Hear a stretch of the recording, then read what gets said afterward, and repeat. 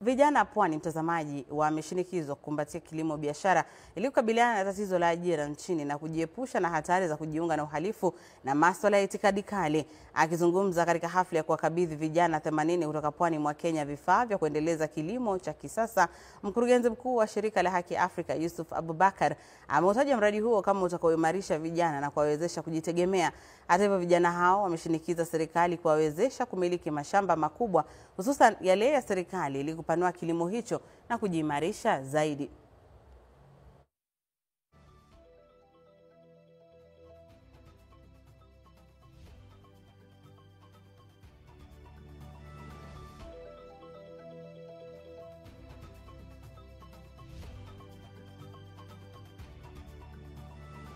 Ni kuweza kuhamasisha vijana wasiweze kuingiana katika mambo ya ugaidi, mambo ya radicalization, mambo ya extremism.